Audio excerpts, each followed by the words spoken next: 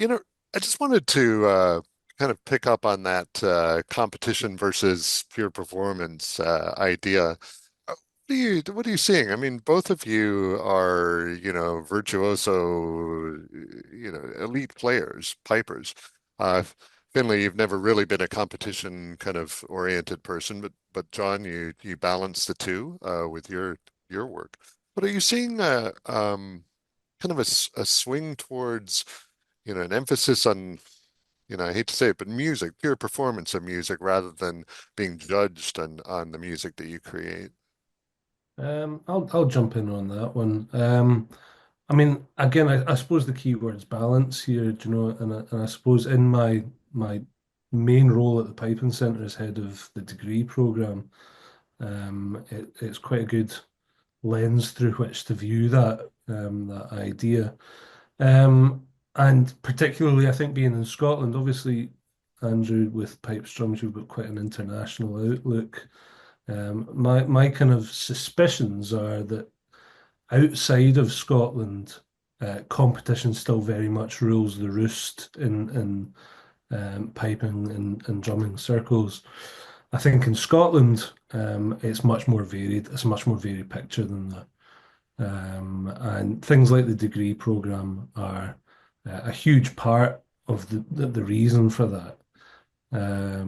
So I think that there is a swing I mean, everything in piping happens really slowly, doesn't it? No change comes quickly. So it's part of a swing that's been taking place for the last 30 years or so, I suppose. 30, even 40 years of a kind of slow growing awareness of new performance contexts in which we can use the pipes. And yeah, it just continues, I suppose. And it's really nice to see. And I think that there's a greater diversity in the artistic voice of a lot of Scottish-based pipers these days. Hmm. So yeah, I think it's from what we see in Scotland. I think there's a very healthy kind of broadening, and I think that there's space for everything. Do you know? I think this is the other thing that I think sometimes that let's call them the folky pipers, in some people's eyes, get pitted against the competitive pipers, as if they're opposing factions. But I really don't think that. I think that's a totally false representation of the reality of it. And I think that you can, well, like for myself, certainly quite happily exist in all the various different realms of piping. And I think we do see a lot more of that now. I Hmm. suppose going back to your original point, I think if you were to go back 30 years ago, there would have been the folky piper, and then there would have been the competitive solo piper, and there would have been the pipe bander. But now there's much more movement between all of those areas, you know? Hmm. And Yeah. even, if you go back 30, 40 years ago, there was a separation between solo competitive piping and pipe band Yeah. competitive piping, where, especially in Scotland, there was, or the UK, the two more often than not, didn't really mix for most For people. sure. But I think when it comes to Piping Live, and circle right back to what Finlay was saying about the balance and the program. Undoubtedly, the competitions are very popular component of the festival itself, and I think we've gradually accumulated competitions within the festival program over time. Thinking, for instance, that the Gordon Duncan Memorial, which kind of falls within the Pipe and Live program these days, is yet another competition that's part of our program. We've got all the clasp competitions events that take place that week as well. So yeah, the competition side is completely inescapable. And the big ticket events, the quartets, which you've mentioned, and the Alistair Gillis, these are the events that sell out like very early. And we'd be foolish to not include them. They're from a purely practical programming side.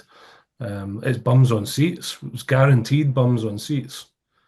Yeah, Um, and people so love it. You know, it's yeah, great music. I still reckon one of the best nights of piping I've ever heard was must have been like maybe I think 2018 or 19 at the Alistair Gillis, and I was just amazed. I thought I'm just going to go along as an audience member here and enjoy this, and literally it was just like one after the other, just amazing playing. You know, just like, and I think the players there feel a wee bit more freedom because it's it's not, as I say, it's not like three judges sitting writing crit sheets. There's 10 kind of secret judges in the audience, and everyone's got their own different kind of take on it. You know, it's some of the literally some of the best solo piping I've ever heard in my life. You know, and it's great to hear that. So we still Yeah. want to showcase that. You know. Yeah, good point. And you mentioned the Gordon Duncan competition. Gordon, of course, 30, 40 years ago was one of those people who bridged that gap. An active competitor, keen with Vale of Athol, but at the same time, and closely involved with performance-based, folk piping, whatever we want to call it. Yeah, And was played a crucial role in bridging that gap. Um, absolutely. yeah. And on that note, without a doubt, I mean, piping live hinged on the World Pipe Band Championships and the influx of all these people from the UK coming into Glasgow from overseas as well. Do you think piping live can exist now without the World Pipe Band Championships and vice versa? Or are the two like forever going to be linked? Because they are very it is a partnership for sure. Yeah. I mean, I guess the simple answer is that it would come down to funding and how both events are funded. You know, if they existed in that, and that's a very honest kind of straight down the line answer. But let's assuming that was still in place, Piper Live could exist. It would be very different though. We don't have the critical mass, as you said, of people coming into the city from all over the world for the World Pipe Band Championship. So Helen actually made a good point that we did do it on its own in 21, I think, or 22 when the Worlds wasn't on due to COVID. And we still ran a piping live, but it was very different, So I think it could exist, but we wouldn't, I wouldn't think it would be as strong or as kind of buoyant as it is without the World Pipe Band Championships. And we've talked about the nature of competing with pipe bands. That is the ultimate thing for pipe bands. So I think that would definitely exist Mhm. if we weren't here because the bands would still want to come and compete. So yeah, I think it is kind of symbiotic in some ways that we kind of work together. And I think the message that the likes of Event Scotland and Glasgow Life see in the strength in that is the biggest week of piping in the world, and it is. When you think about that from the day one of piping live right through to the end of the day at the World Pipe Band Championships, it's like you know piping and drumming heaven. Yeah, yeah, that's a good way to put it.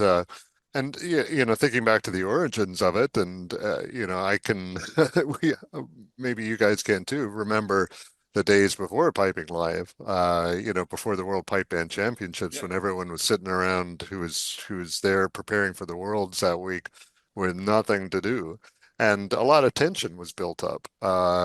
So now piping live, well, for the last 22 years, has helped to relieve that tension, I think, by just allowing people to relax and listen to some good playing.